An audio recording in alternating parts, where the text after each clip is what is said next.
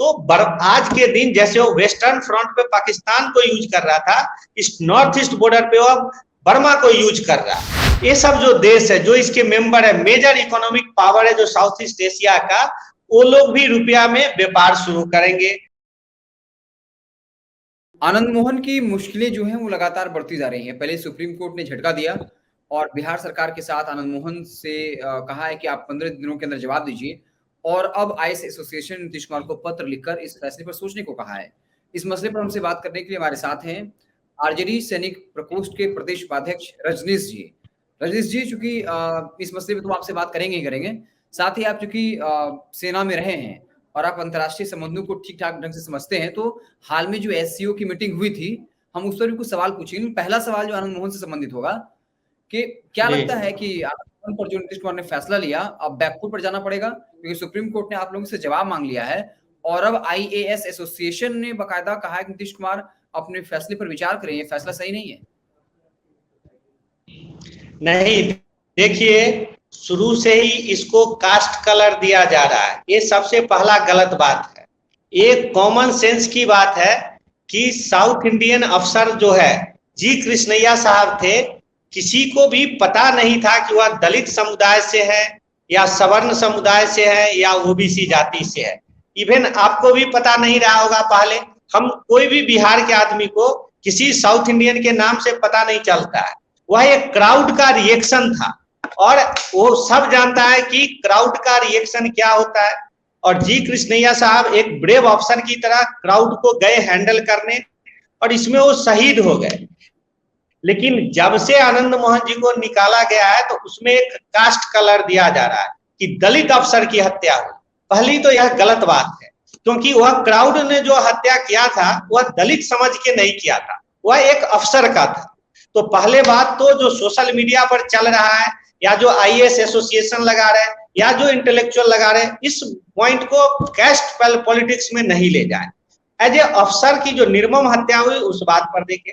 दूसरा क्वेश्चन ये है कि संविधान में प्रावधान किया गया है, एग्जीक्यूटिव को पावर दिया गया है कुछ सोच करके कि अगर जो प्रिजनर है उसका व्यवहार, जेल में कंडक्ट, उसका बिहेवियर अगर सुधरने वाला है, जेल का मतलब ही होता है improvement in the life spectrum, तब ये जो एग्जीक्यूटिव है, गवर्नर साहब है, चीफ मिनिस्टर साहब है या जेलर है, ये सब मिलके फैसला करे कि कैदी के लाइफ इम्प्रिजनमेंट पनिशमेंट को रेमिशन किया जाए, तो वही किया गया है। तो इस बात को शुरू से ही ऐसा कर दिया गया है। अब राजीव गांधी हत्याकांड में भी हुआ, तो आखिर संविधान में प्रावधान क्यों किया गया? तो रहता ही नहीं है, कुछ सोच के ही किया गया। तो इस बात को इस एंगल से नहीं करना चाहिए, इतना हंगामा सोशल मीडिया ट्रायल नहीं करना चाहिए। आनंद मोहन जी को ऐसा तो है ना कि आनंद मोहन को बाहर किया, ये कहा जा रहा है नीतीश कुमार ने नियमावली में बदलाव करके उनको बाहर किया है, इससे आईएएस का मनोबल घटेगा। नहीं, वो तो भीड़ जो था, क्राउड था, ये आईएएस आईपीएस ये सोच के तो नहीं किल किया था। और आईएएस अफसर ऑन ड्यूटी नहीं थे, वो कहीं से जा रहे थे, इन बिटवीन ही अपीयर्ड ऑन द सीन और उसको टैकल करने की उन्होंने कोशिश की। एक ब्रेव अफसर लीडरशिप दिखाया, इसमें मोरल की कोई बात ही नहीं है। और ऐसा तो है नहीं कि एक दिन में उनको आनंद मोहन जी को छोड़ दिया गया। उन्होंने अपना लाइफ टर्म जो कंप्लीट किया, कम्यूट किया है, जेल में सजा काट ली है और गुड बिहेवियर को देख के छोड़ा गया है। अब उस बात को मुझे तो नहीं लगता कि इतना पॉलिटिक्स करने की उसमें जरूरत है। नहीं तो फिर एग्जीक्यूटिव को क्यों पावर दिया गया है, जेलर को क्यों ये दिया गया है कि प्रिजनर के कंडीशन को देखे और छोड़े? थोड़ा माने इसको कंसीडर करना चाहिए sympathetically rather to politicise. Rajput vote bank को अपने पाले में करने के लिए महागठबंधन एक नई चाल चली। नहीं, कोई भी वही नीतीश कुमार है काम किया। हाँ, सवाल एक और ले लीजिएगा। ये वही नीतीश कुमार है जिन्होंने कभी, ये कई राज्य में नियम नहीं था, ये नियम ला दिया कि आनंद मोहन अंतिम दम तक जेल में रहे। अब सवाल उठ रहा है इसे क्या मजबूरी है कि अब उनको 2024 के लोकसभा चुनाव के पहले जेल से बाहर किया गया है? लोकसभा चुनाव से पहले नहीं किया गया है, कभी भी किया जाएगा तो पॉलिटिशियन जो होते हैं वो ऐसा बोलते ही है, इसमें पॉलिटिक्स एकदम नहीं है। सुशील मोदी साहब भी पहले बोल रहे थे आनंद मोहन जी को छोड़ दीजिए, उनके गुड कंडक्ट और गुड बिहेवियर को देख करके इसमें अमेंडमेंट करके उनको छोड़ा गया। इसमें ऐसा एकदम से कोई पॉलिटिक्स नहीं है। इस बात को पॉलिटिक्स करके लोग बेवजह का मामला को तूल बना रहे हैं। क्या लग रहा है सुप्रीम कोर्ट फिर ऐसा कोई फैसला सुना सकती है कि उनको फिर से जेल जाना पड़े? आपको क्या लगता है?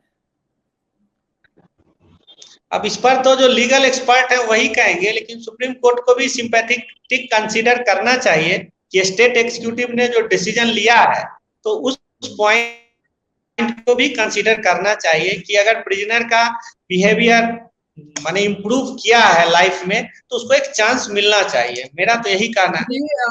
क्या कर सकता हूँ? क्योंकि आप सेना में रहे, अनुभव है आपको, एससीओ की मीटिंग हुई है, उसमें हमारे विदेश मंत्री मौजूद थे।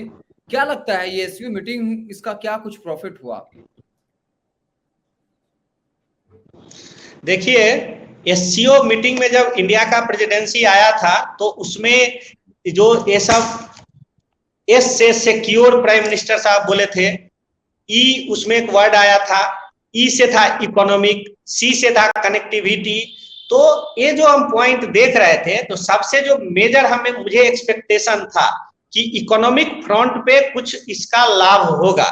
तो क्या लाभ होना चाहिए था कि जो रुपया है, जैसे रूस ने भारत से रुपया में व्यापार शुरू किया था, तो कम से कम हमें एक्सपेक्टेशन था कि एस जयशंकर साहब इस फोरम को यूज करेंगे कि चीन को भी फोर्स या कि चीन, मलेशिया, ये सब जो देश है जो इसके मेंबर है, मेजर इकोनॉमिक पावर है जो साउथ ईस्ट एशिया का, वो लोग भी रुपया में व्यापार शुरू करेंगे।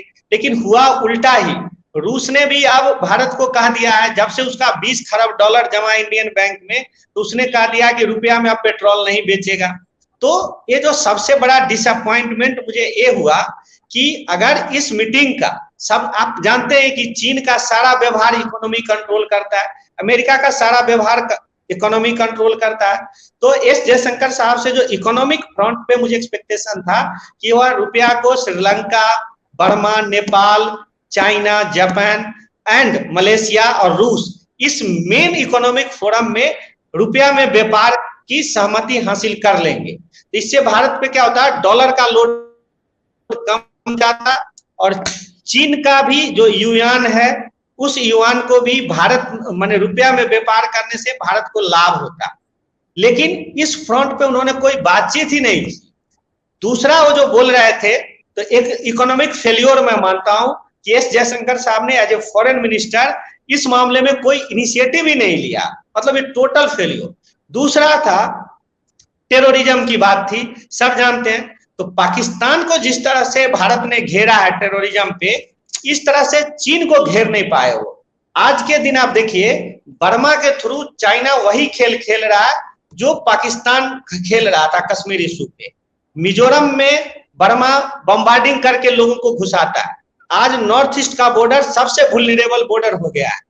मिजोरम में मिजो लोगों को घुसाता है। आपको याद ही होगा, बांग्लादेश में रोहिंग्या को घुसाया, जो रोहिंग्या धीरे धीरे भारत में घुस रहे हैं। तीसरा, अभी मणिपुर में एक अक्रेंस हुआ था, आप लोग को पता होगा। मणिपुर बॉर्डर में जो जनजातीय जातियां हैं उसके थ्रू वो ड्रग्स पंप कर रहा है इंडिया में, म्यांमार बॉर्डर से, और उसको लेकर के तरह तरह के हथियार दे रहा है, आर्म्स एम्यूनिशन दे रहा है। तो आज के दिन जैसे वो वेस्टर्न फ्रंट पे पाकिस्तान को यूज कर रहा था, इस नॉर्थ ईस्ट बॉर्डर पे वो बर्मा को यूज कर रहा है, और इसके बारे में इन्होंने एक बात भी नहीं कहा। तो यह मैं इसको टोटल फेल्योर देख रहा हूं कि एस जयशंकर साहब का क्या करना, आपको क्या लगता है, आपके अनुसार से क्या होना चाहिए था? देखिए, मैं इसके बारे में कह रहा हूं कि फॉरेन पॉलिसी में जो फॉरेन सेक्रेटरी का अप्रोच रहा है वो बहुत ही, आपको समझ सकते हैं, अध्ययन का वस्तु है। एक थे जैन दीक्षित, जो नेशनल सिक्योरिटी एडवाइजर रहते हुए मर गए थे।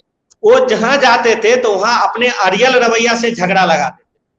जैसे कि एग्जांपल देता हूं, श्रीलंका में शांति सेना गई थी, पलाली एयरबेस का एक कांड हुआ था। उस दिन वो चाहते तो बातचीत से समझा सकते थे, लेकिन उन्होंने अपना एरोगेंट रवैया लगा के झगड़ा बढ़ा दिया। और दूसरा, शिवशंकर मेनन का group, school of thought. China border का नरसिम्हा राव के समय में 10,000 फोर्स विड्रॉल हुआ था और शांति समझौता हुआ था। तो इतने टेंशन के बीच में भी शिवशंकर मेनन साहब ने एक वर्ड लाया था, बाउंड्री एंड बॉर्डर। और बॉर्डर वर्ड घुसा करके, क्योंकि बॉर्डर में थोड़ा आगे पीछे हो सकते हैं, बाउंड्री तो बाउंड्री वॉल होता है। उन्होंने भारत और चाइना के बीच एक समझौता कराया और उसके बाद से व्यापार भी बढ़ा है। ये तो आज के दिन जो एस जयशंकर है वो जैन दीक्षित साहब के स्टाइल में चल रहा है। जो प्राइम मिनिस्टर नहीं अड़ियल रवैया रखते हैं कि मैं आंख से आंख मिला के बात करूंगा, न किसी के सामने झुकूंगा, ये प्राइम मिनिस्टर को अच्छा लगता है।